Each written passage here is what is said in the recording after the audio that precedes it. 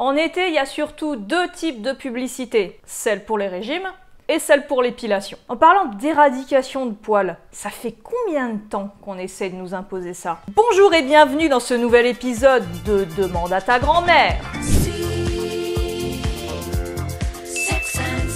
Alors l'épilation déjà c'est vieux comme le monde, les tendances vont et viennent selon les civilisations et leur culture. Grecs, romains, égyptiens, gaulois, teutons, vikings, bretons, phéniciens, ce que vous voulez. Bref, j'ai pas prévu de vous faire une vidéo de 5 heures et comme ma chaîne traite principalement des modes du XXe siècle, on va donc commencer à la fin du XIXe siècle et se concentrer sur les tendances en vogue dans nos contrées occidentales. À cette époque, les femmes ne s'épilaient généralement pas.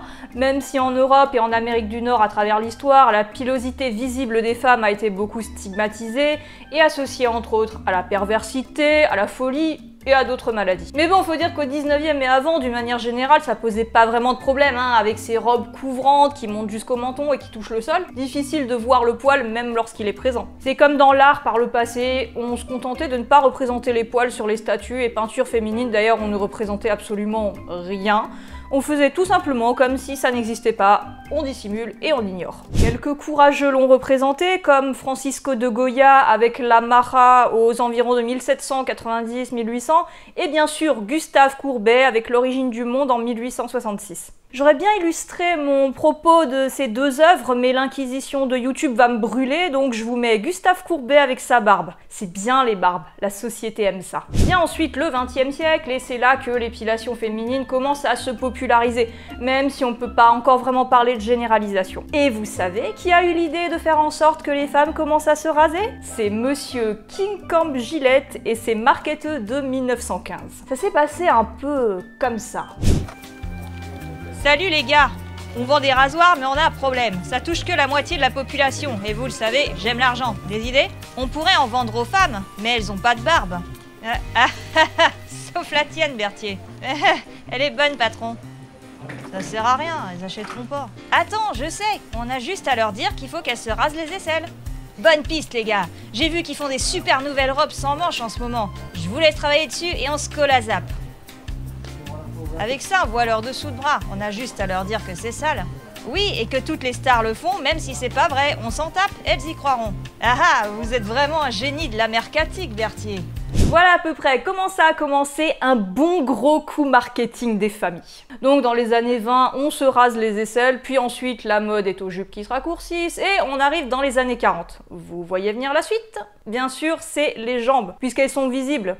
Et encore plus quand il y a pénurie de bas pendant la Seconde Guerre mondiale, où les femmes sortaient donc les jambes nues. Dissimulation impossible. Comme d'habitude, le marketing et le cinéma aident beaucoup à populariser cette pratique. On montre notamment des photos de pin-up et de stars de cinéma en maillot de bain avec des jambes lisses, et comme les pin-up et les stars de cinéma c'est cool et qu'on veut toujours leur ressembler... Et voilà. Moi je trouve ça joli, les jambes et les aisselles lisses, mais au final faut pas oublier que si je trouve ça beau, c'est probablement à cause d'un marketing matraqué depuis plus de 80 ans et qu'on m'a ensuite transmis sans même en être conscient. Après je vois pas ça comme une contrainte, mais c'est toujours intéressant de savoir qu'en fait c'est une mode, même si elle est bien ancrée. On est donc dans les années 40 et il est devenu désormais courant pour les femmes de s'épiler les aisselles et les jambes. On peut notamment le voir dans la routine beauté de la femme des années 40 à laquelle j'ai réagi dans une de mes précédentes vidéos. J'ai aussi fait une vidéo sur l'évolution du maillot de bain pour rester dans des thèmes proches. Et là vous vous dites « Ah mais l'épilation du maillot c'est peut-être lié à l'invention du bikini par Louis Réard en 1946 ?» Eh bah pas du tout. En effet, Louis Réard nous dévoile un maillot de bain comportant assez peu de tissu, mais il n'est pas du tout responsable des débuts de l'épilation des parties intimes des femmes. Tout simplement parce que, souvenez-vous, Louis Réard a fait scandale, car son maillot flirte avec les limites de la toison pubienne. Les limites? Ça veut dire que ce bikini est capable de la contenir et que rien ne dépasse. Finalement, il remonte dans mon estime, ce brave monsieur. Dans les années 50, 60, 70, maillot de bain et lingerie restent quand même relativement couvrants, hein, même pour les bikinis et autres mini maillots de bain. Donc pour le moment, l'épilation reste cantonnée aux jambes et aux aisselles, puisque le problème, c'est ce qui est visible. Alors, c'est quand que l'épilation du maillot a vraiment débuté et qui en est responsable?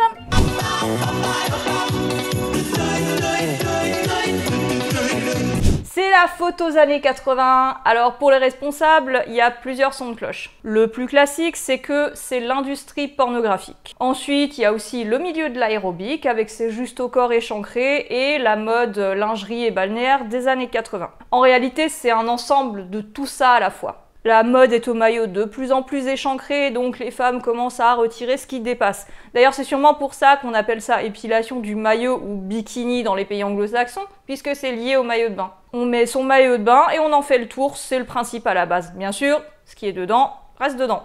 Mais bon, ça y est, on se dirige vers la dictature du zéro poil, puisque, comme d'habitude, le marketing s'en empare.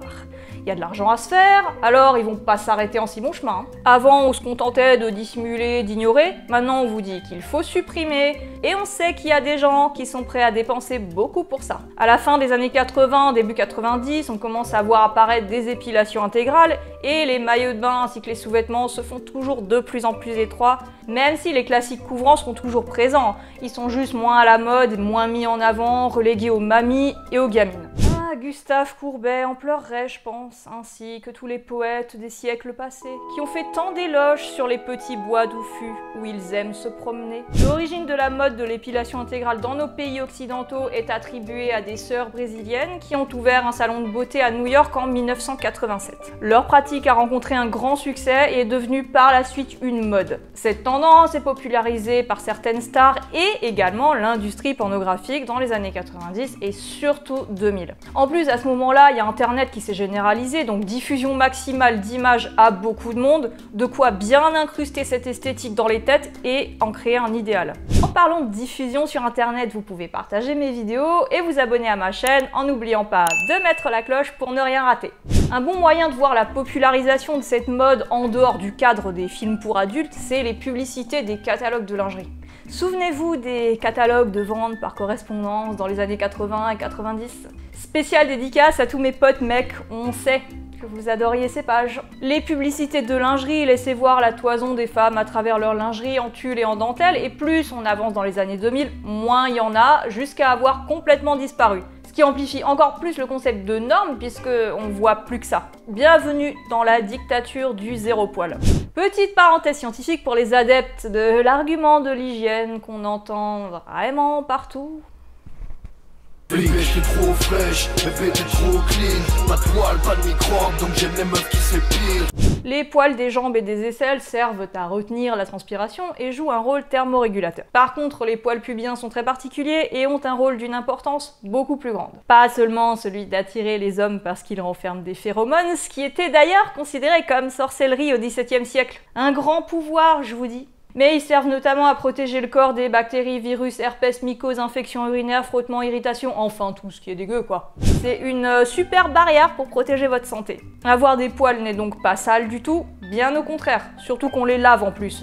Enfin, j'espère. Puis c'est joli, ça habille.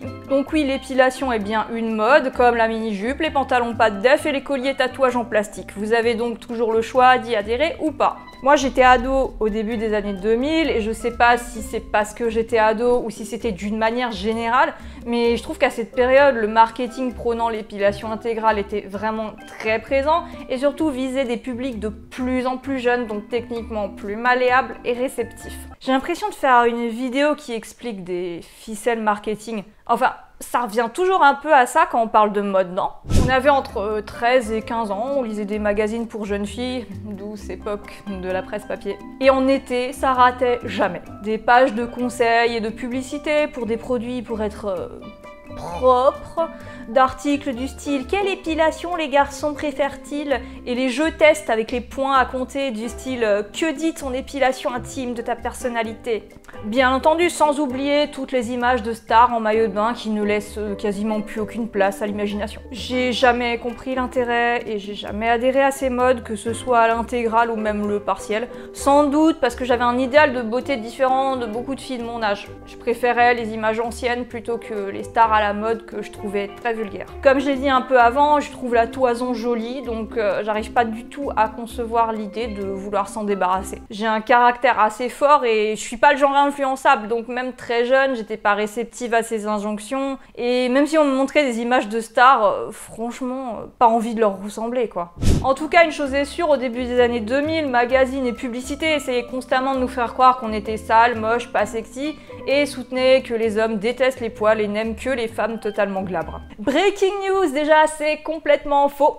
Mais combien de jeunes filles vont y croire et suivre la mode contre leur gré, se sentir obligées de peur de ne pas être aimées ou rejetées de leur groupe de copines? J'ai remarqué que cette injonction était beaucoup véhiculée par les femmes entre elles. Les produits et prestations d'épilation rapportent gros et tous les moyens sont bons pour les vendre, quitte à créer de la honte, des complexes ou des peurs. Qu'en est-il aujourd'hui? La dictature du zéro poil est-elle toujours en place? Les mentalités changent progressivement, on a plutôt tendance à aller vers une société qui prône le choix et la diversité. On est encore qu'au début de ce changement, mais c'est déjà bien. D'ailleurs, on peut même commencer à revoir récemment des toisons apparentes sur des publicités de lingerie et pas seulement chez les marques indépendantes, chose qui avait totalement disparu depuis quasiment 20 ans. Maintenant, au niveau des publicités pour les produits, j'ai l'impression, enfin dites-moi si je me trompe, qu'on en voit assez peu en dehors de photos de jambes sur les devantures de salons de beauté. Ou alors j'y fais plus attention parce que j'ai passé l'âge d'être la cible de ce marketing qui me semble surtout viser les moins de 25 ans. N'oubliez pas que c'est une construction sociale qui est partie de la volonté d'une entreprise de vendre plus de rasoirs. Alors faites ce que vous voulez et quel que soit votre choix, n'oubliez pas que c'est toujours bon de savoir d'où ça vient. À bientôt pour une prochaine vidéo. Vous êtes de plus en plus nombreux à faire un tour sur ma boutique Vinted. Depuis la fin de la boutique éphémère, j'ai pu sérieusement m'y remettre. Il y a très régulièrement de belles nouveautés, vous pouvez aller y faire un tour, vous trouverez le lien dans la description.